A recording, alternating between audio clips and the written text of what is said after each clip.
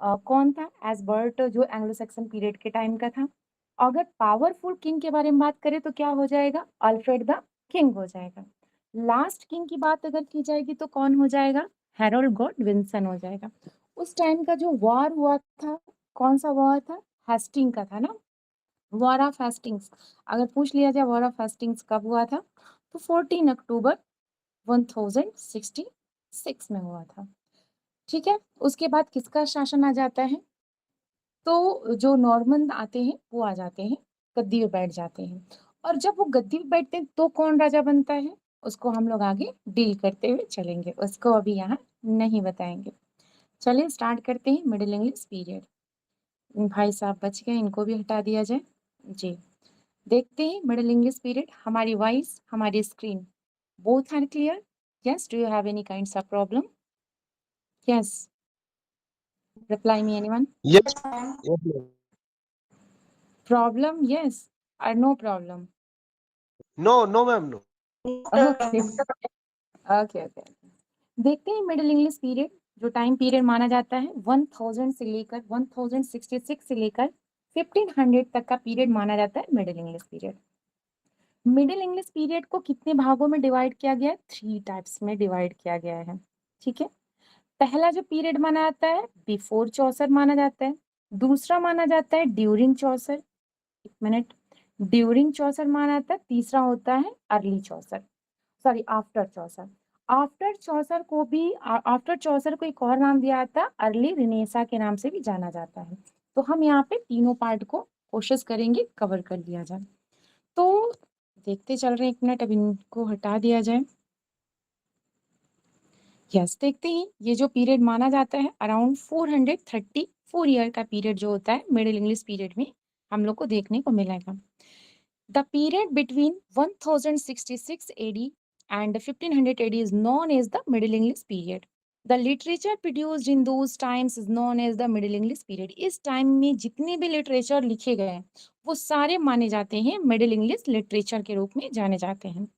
आगे देख लेते हैं। The middle English period in the English literature begins with the invasion of England in 1066 by William the conqueror. अब ये point आप लोग ध्यान रखिएगा, जिस समय पे ये ओल्ड इंग्लिश पीरियड समाप्त होता है और नया पीरियड जिसे बोल सकते हैं कि एंग्लो नॉर्मन पीरियड स्टार्ट होता है। मतलब ऐसा समझिए कि वॉर ऑफ हेस्टिंग हुआ था उसमें जो विजेता हुआ था कौन हुआ था? विलियम हुआ था। ठीक है ना, विलियम ने ही विलियम द बास्टर्ड के भी नाम से जाना जाता है। विलियम जब जीतता है, विजेता बनता है, तो विलियम द कंक्वायरर के नाम से जाना जाता है, जो कहाँ का रहता है? फ्रांस का रहता है।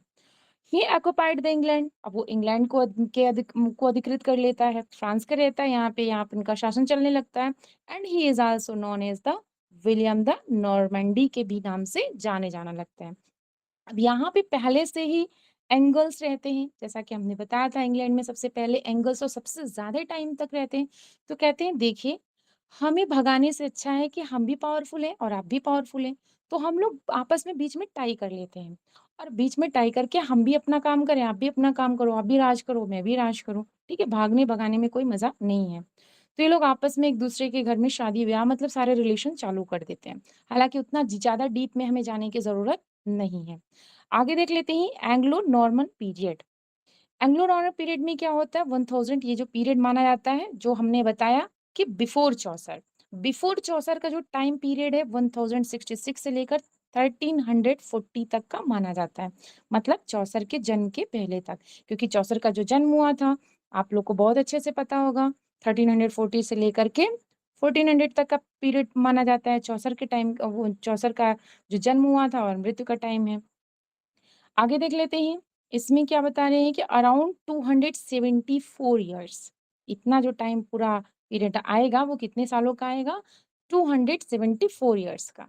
दिस एज भी बिफोर चौसर एज, जैसा कि अभी हम लोगों ने जिक्र किया, ये एज को बिफोर चौसर के भी नाम से जाना जाता है। It has some great literary works. Okay, इस टाइम पे बहुत ही अच्छे अच्छे वर्क भी आए थे। और उसमें देखिए द आउल, नाइटिंगेल और कर्सर मुंडी। कर्सर मुंडी थोड़ा इंपॉर्टेंट है। हालांकि देखिए राइटर्स के नाम के बारे में बहुत ज्यादा जानकारी नहीं है, जैसा कि हमने बताया था। ठीक है? कर्सर मुंडी का अगर पूछेगा तो टाइम पूछेगा कि किस टाइम पे, तो मोस्ट प्रोबेबली माना जाता है 1320 के लगभग ये कर्सर मुंडी आया था, ठीक है? उस टाइम पे उससे पहले देखिए एक बहुत इम्पोर्टेंट फैक्ट हमारे माइंड से स्लिप हो रहा है, 12 जून, ओके? 12 जून 12 जून 1215 में मैग्ना कार्टा आता है, ठीक है ना? मैग्ना कार्टा का जो फुल टाइटल रहता है मैग्ना कार्टा लिबर्टम के नाम से जाना है, तो जो वर्करों के डिमांड में अपने फ्रीडम को लेकर कुछ ऐसे पॉइंट्स होते हैं, उस फैक्ट को लेकर वहाँ पे चीज़ें होती हैं, वो मैग्ना कार्टा आता है। ये इम्पोर्टेंट है, एग्ज़ाम में कई बार ये क्वेश्चन पूछा गया है, तो याद रखिएगा 12 जून 1215 में ये मैग्ना कार्टा आता है। अगर उसका फुल टाइटल पूछ लिया जाए तो मैग्ना कार्टा लिबर्टम, ओके? आगे देख लेते हैं। और उस टाइम के जो एक और बहुत ही ज़्यादा फ़ेमस राइटर थे सर गवानी, ठीक है ना? और उनका एक वर्क आया था 1350 में लगे हाथ, वो भी हम बता देते हैं, द पर्ल करके, ठीक है? द पर्ल इनका एक वर्क आता है सर गवानी का 1350 में। आगे देख लेते हैं, 1 मिनट सारा इरेज़ कर लें। जी, आगे देख लेते हैं एज ऑफ चौसर। अब ये तो हो गया बिफोर चौसर। अब देखते हैं age of Chaucer. Age of Chaucer 1340 से लेकर 1400 तक की, जैसा कि हमने अभी ज़िक्र किया, अराउंड 60 इयर्स, ठीक है? 1340 में इनका जन्म हुआ था और 1400 में इनकी मृत्यु हो जाती है। थोड़ा-सा हम चौसर के बारे में पढ़ेंगे, बहुत ज़्यादा नहीं, इनके मम्मा-पापा के बारे में थोड़ा-सा जान लेते हैं। इनके जो पापा थे जॉन चौसर थे, वेल नोन है, और ये रॉयल पैलेस में डिप्टी थे, ठीक है ना? और बहुत ही आश्चर्य की बात ये है कि बहुत ही कम उम्र में भी ये भी रॉयल पैलेस में जाना स्टार्ट कर दिए थे। रॉयल्टी इनके अंदर भी आने लगी थी। और इनकी जो मम्मा थी एग्नेस कैप्टन, तो ये भी वहीं से बिलॉन्ग करती थी, ठीक है ना? आगे देख लेते हैं चौसर। वैसे अगर पूछा जाता है चौसर के नेम का मतलब भी कई बार हमने देखा है बड़े लेवल के एग्जाम में, जब बहुत ज़्यादा डीप में क्वेश्चन बनाते हैं, तो ये जो नेम है चौसर, ये फ्रेंच वर्ड से लिया गया है जिसका मतलब होता है शू मेकर, ठीक है ना? जिसका मतलब क्या होता है? शू मेकर।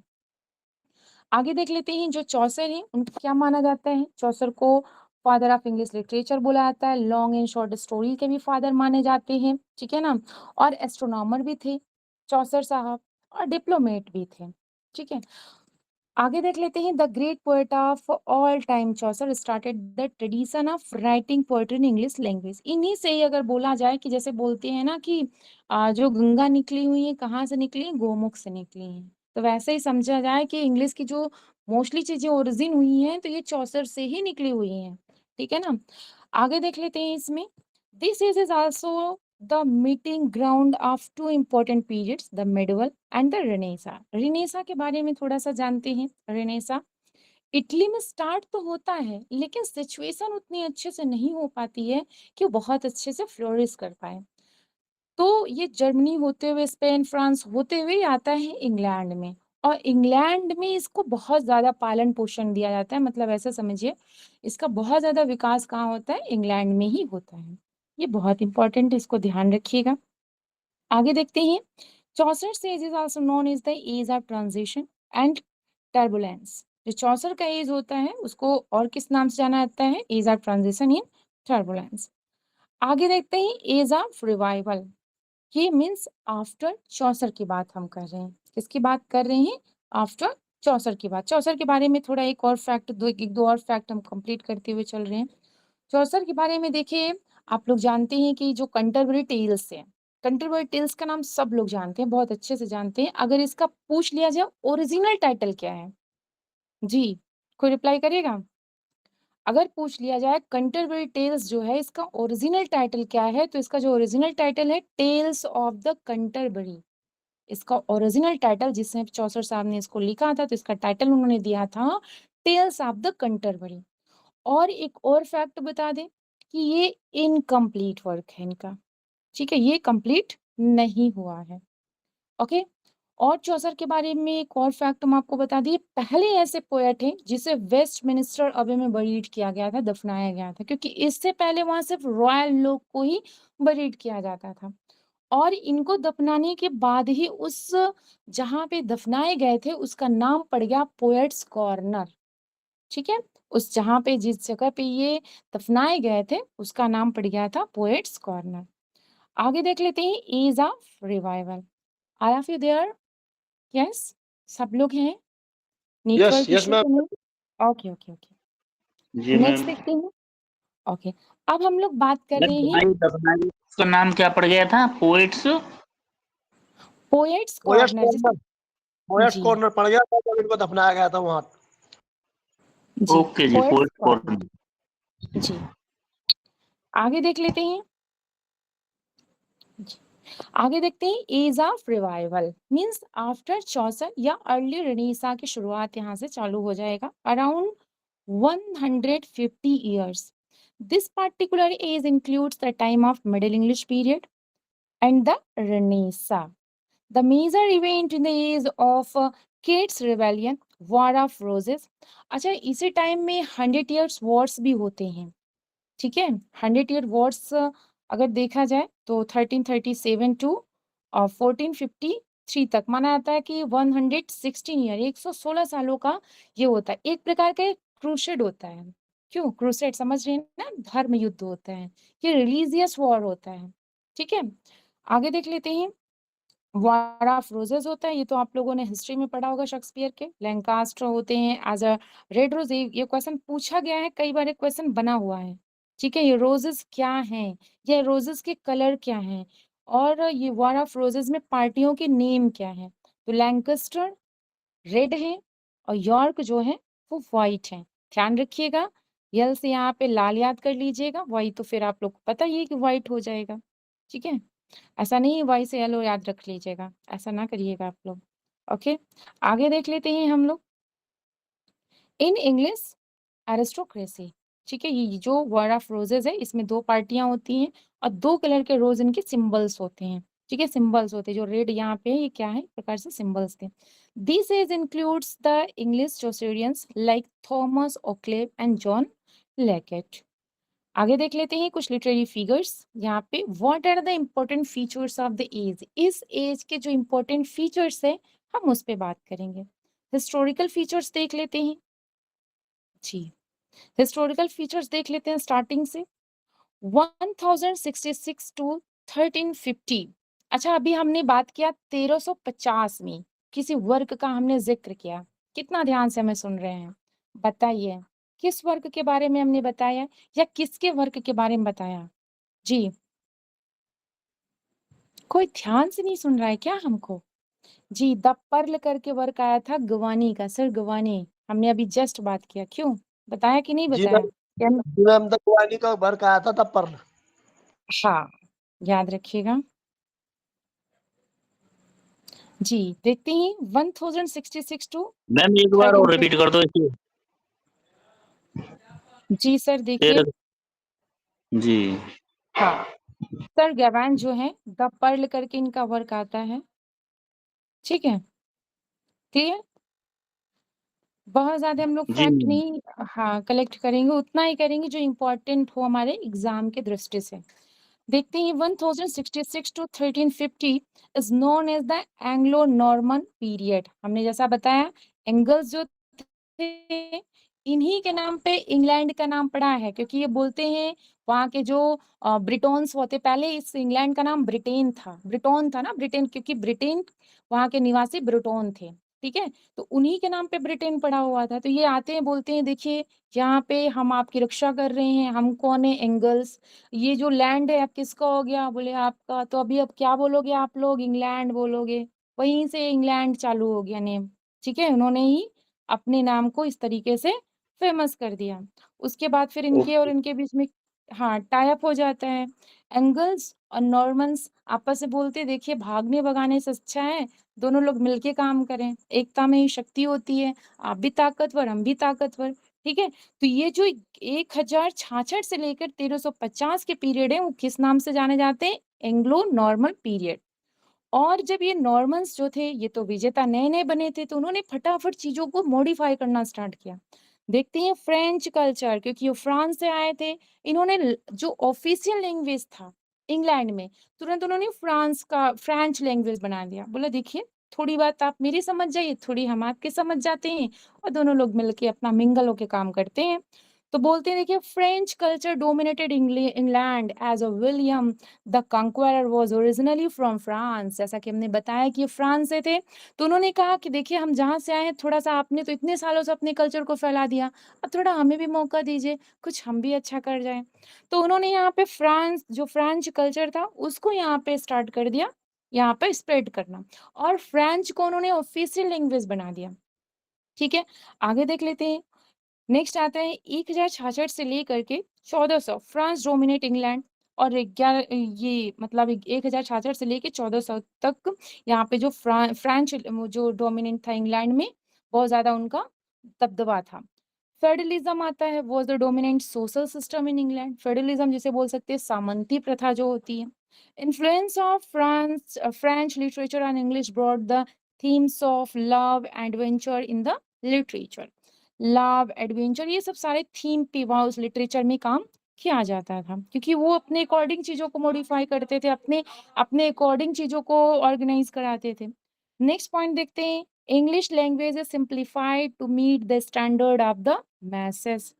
ये जो इंग्लिश लैंग्वेज था simplified to meet the standard of the masses, अब उसमें भी तामझाम चालू हो गया, मतलब उसमें भी मॉडिफिकेशन चालू हो गया। हेस्टिंग्स जैसा अभी हम लोगों ने बात किया 14 अक्टूबर 1066 में हुआ था, हेस्टिंग का एक प्लेस का नेम है, वॉर ऑफ हेस्टिंग्स। ठीक है ना। Normans and Saxons were United, कि क्या होते हैं, जैसा अभी हमने पहले ही जिक्र कर दिया, नॉर्मन और जो सैक्सन्स थे वो यूनाइट होते हैं, and England could successfully establish a stable government, और एक स्थायी वहां पे शासन स्थापित हो जाती है। Black death struck England in between 1346 to 1353 तक। देखिए यहाँ पे ब्लैक डेथ भी स्टार्ट हुआ था इस टाइम पीरियड में, ये भी इम्पोर्टेंट रखिएगा, इसका टाइम पीरियड इम्पोर्टेंट है। नेक्स्ट आता है the church became dominant and started influencing the state royals and commoners. देखिए पहले चर्च की ये हालत थी कि अगर वहाँ के जो फादर होते थे कह देते थे, हाथ उठाते थे, बोलते थे ओ गॉड ने तो हमको ये बताया, अच्छा आपको ऐसे करना है, अच्छा उन्होंने कहा है कि आपको अब सीधे यहाँ से दूसरे कंट्री में शिफ्ट होना, आपको यहाँ रहना ही नहीं है, तो वो भगवान का आदेश मान करके उनको वहां से एग्जिट कर दिया जाता था, और बोलते थे जो आपकी पार्टनर है वो यहाँ रह के सेवा करेगी चर्च का। तो इतनी ज्यादा चर्च का वहां पे डोमिनेंट हुआ करता था।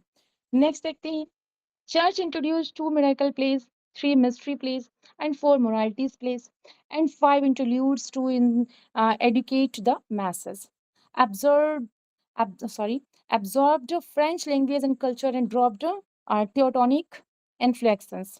Next point देखते हैं, Roman civilization enters अब एंड ग्रोथ ऑफ नेशनैलिटी। क्या होता है, रोमन जो कल्चर होता है, ठीक है, रोमन जो सिविलाइजेशंस होती हैं वो इंटर करती है and grow the nationalities. Next आता है 1340 बर्थ ऑफ चौसर, जैसा कि अभी हम लोगों ने जिक्र कर लिया है सारे पॉइंट को। And new language and literature entered in the English language, English culture में नई लैंग्वेज का यहाँ पे प्रादुर्भाव होना स्टार्ट हो जाता है। Performance of mystery plays in the street of England on the moving wagons, जैसा कि हम लोग अभी जब हम लोग ओल्ड इंग्लिश पीरियड पढ़ रहे थे तो वहां पर भी हमने बताया था कि डोर टू डोर चल रहा था, अब स्ट्रीट जिसे बोलते हैं नुक्कड़ नाटक, ये चालू होने लगता है। ठीक है ना, मिस्ट्री प्ले जो जिसमें बाइबल की चीजों को वो लोग बनाते थे, वहां पे एक्ट करते थे, ठीक है ना, स्ट्रीट पे इंग्लैंड की गलियों में सड़कों पे आकर के करते थे। तो आज अब उसके बाद फिर यहाँ पे देखिए व्हाट द नोटेबल राइटर्स, उस टाइम के जो नोटेबल राइटर्स थे, वर्क्स थे, ये हम लोग कल कवर करेंगे। लिटरेचर्स में जो भी चीजें थी वो उसके आगे कल करेंगे कवर। आज